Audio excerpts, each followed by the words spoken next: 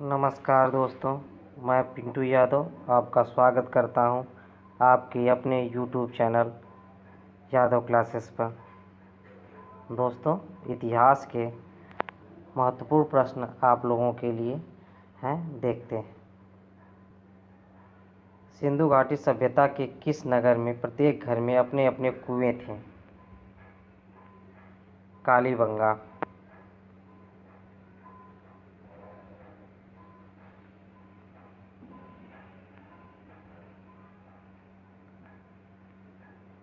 सिंधु घाटी सभ्यता के निवासियों के जीवन का मुख्य कार्य कृषि कार्य था। कालीबंगा में चूड़ी उद्योग सबसे ज़्यादा विकसित था। अगला प्रश्न देखते हैं। दूसरा, महदाह स्थल किस प्रदेश में है? उत्तर प्रदेश। महदाह के बारे में देख लेते हैं।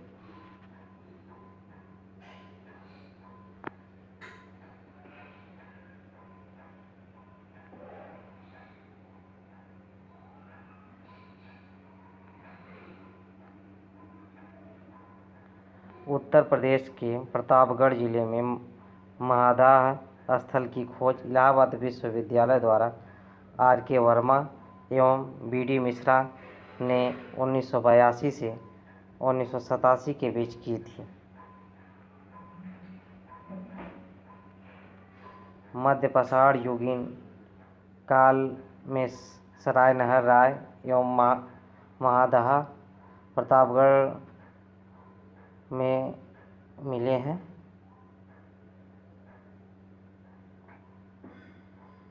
इन दोनों स्थानों पे शवों को एक साथ दफनाया जाना, शवों का सिर पूरब से पश्चिम की ओर होना, यही सब मिला है।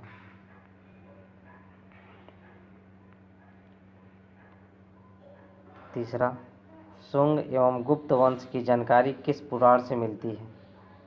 वायु पुराण से। आइए पुराणों के बारे में देखते हैं।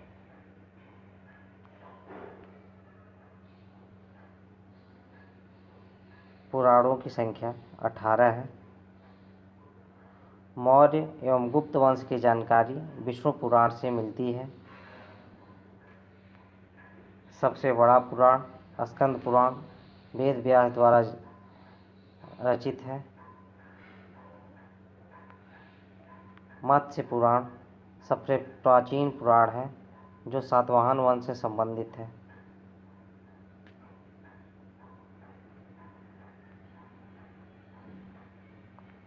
पुराणों की रचना भारतीय वैदिक साहित्य में एक प्रमुख स्थान रखती है। अगला क्वेश्चन देखते हैं। चंदेल वंश की राजधानी कहाँ थी? महोबा। चंदेल वंश की राजधानी महोबा थी। महोबा अलाउद्दीन जो परमार के सेनापति थे, उनका गढ़ भी माना जाता था। वही महोबा है जो पृथ्वीराज से युद्ध में हारने के बाद मृत्यु को प्राप्त किए थे। आइए चंदेल वंश के बारे में देखते हैं। 8वीं शताब्दी से 12वीं शताब्दी तक स्वतंत्र रूप से यमुना नर्मदा नदी के बीच बुंदेलखंड एवं उत्तर प्रदेश के दक्षिण पश्चिम भाग पर राज किया। स्थापत्य कला में इनका प्रमुख उदाहरण खजुराहो का मंदिर है और चंदेल वंश की स्थापना नन्नुक ने 831 ईस्वी में की थी। अगला प्रश्न देखते हैं। 5वां, रजिया द्वारा पर्दा प्रथा का त्याग कर पुरुष वेशभूषा धारण किया। पुरुष वेशभूषा में क्या धारण की थी उसके बारे में ये क्वेश्चन है। कुबा, जिसे हम कोट कहते हैं, एवं कुलाह टोपी कोट और टोपी उन्होंने धारण किया था, जिसके कारण उनको तुर्क अमीरों का विरोध का सामना करना पड़ा। आइए रज़िया के बारे में देखते हैं। रज़िया सुल्तान इल्तुतमिश की पुत्री थी। इल्तुतमिश की मृत्यु के बाद उनका पुत्र रुकनुद्दीन फिरोज़ गद्दी पर बैठा। अयोग्य शासक होने के कारण उसे गद्दी से हटा दिया गया और 1236 में रज़िया को तुर्क अमीरों के द्वारा ही गद्दी पे बैठाया गया और रज़िया ने सुल्तान की उपाधि धारण की।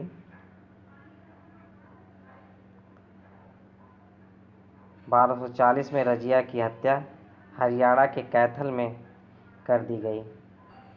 इनकी हत्या के बाद बहराम शाह रज़िया के बाद तुर्क अमीरों की मदद से गद्दी पर बैठा, जिसने 1242 तक शासन किया। इस दौर में तुर्क अमीरों का दिल्ली सल्तनत पे प्रभाव काफ़ी ज़्यादा था। इस प्रभाव को बलबन के आने के बाद ख़त्म कर दिया गया। आइए अगला प्रश्न देखते हैं। सूफी लोग किस प्रकार के जीवन पर जोर देते थे? जो सूफी संत होते हैं वो किस प्रकार का जीवन जीते थे, इस बारे में प्रश्न है। एकांतवाद एवं पवित्र जीवन। अब सूफी लोगों के बारे में देखते हैं।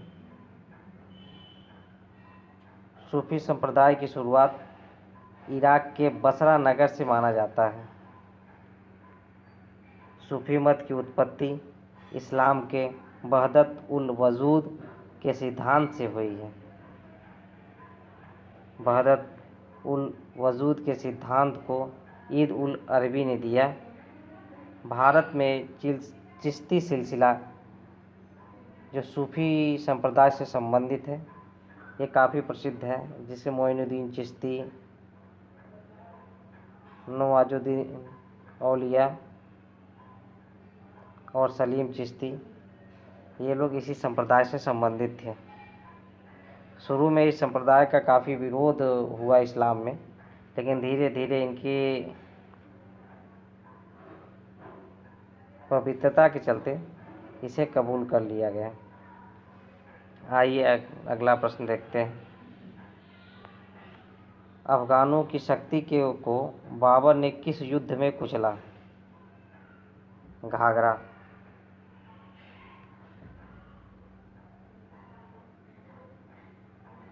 बाबर के द्वारा घाघरा 1529 में युद्ध लड़ा गया। इस युद्ध में बाबर ने अफगानों की शक्ति को पूरी तरह से कुचलकर अब भारत में अपनी स्थिति को मजबूत कर लिया। आइए देखते हैं बाबर के बारे में। बाबर मुग़ल साम्राज्य का संस्थापक था। उसके पिता का नाम उमर शेख मिर्ज़ा। जन्म फरगना के अंदीजान नामक शहर में हुआ था। ये वर्तमान में उज़्बेकिस्तान में स्थित है।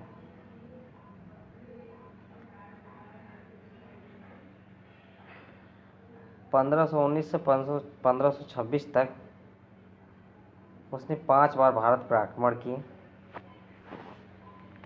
1526 में पानीपत के मैदान में इब्राहिम लोदी को हराकर उसने मुग़ल साम्राज्य की नींव रखी और दिल्ली पर कब्जा कर लिया।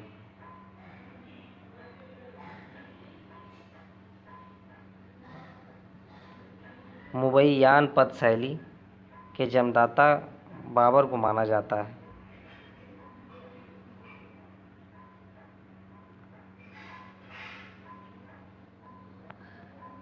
बाबर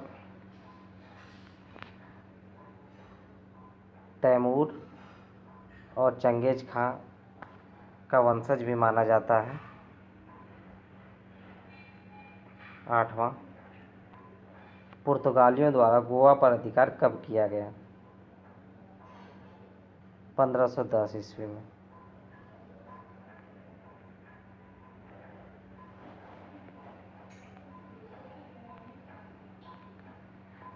17 मई 1498 ईस्वी में वास्को डी गामा भारत आया। वो सर्वप्रथम कालीकट नामक स्थान पर पहुंचा, जहाँ के राजा जोमोरिन था। जोमोरिन एक हिंदू राजा था, जिसने उसे अपने यहाँ शह दिया। 1599 में अरबों के विरोध के चलते वास्को डी गामा वापस चला गया। वास्को डी गामा गुजराती व्यापारी अब्दुल मजीद के सहायता से भारत पहुंचा था। 1500 ईस्वी में पुर्तगालियों ने केरल के कोच्चि शहर में पहली कोठी बनाई। अरब के व्यापारियों से पुर्तगालियों को हमेशा विरोध का सामना करना पड़ता था। डी अल्मोड़ा पहला वायसराय था पुर्तगालियों का भारत में नियुक्त हुआ। आइए अगला प्रश्न देखते हैं। अंग्रेज द्वारा अगस्त प्रस्ताव कब लाया गया? 8 अगस्त 1940 ईस्वी में। अगस्त प्रस्ताव 8 अगस्त 1940 में भारत के तत्कालीन वायसराय लॉर्ड लिनलिथगो के द्वारा घोषणा किया गया। इस प्रस्ताव के जरिए अल्पसंख्यकों को अधिक अधिकार दिए गए। इसी प्रस्ताव में सबसे पहले भारतीय संविधान का उल्लेख किया गया कि भारतीयों के पास अपना एक संविधान होना चाहिए। आइए अगला प्रश्न देखते हैं।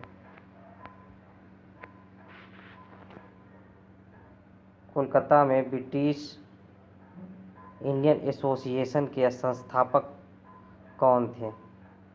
देवेंद्रनाथ टैगोर।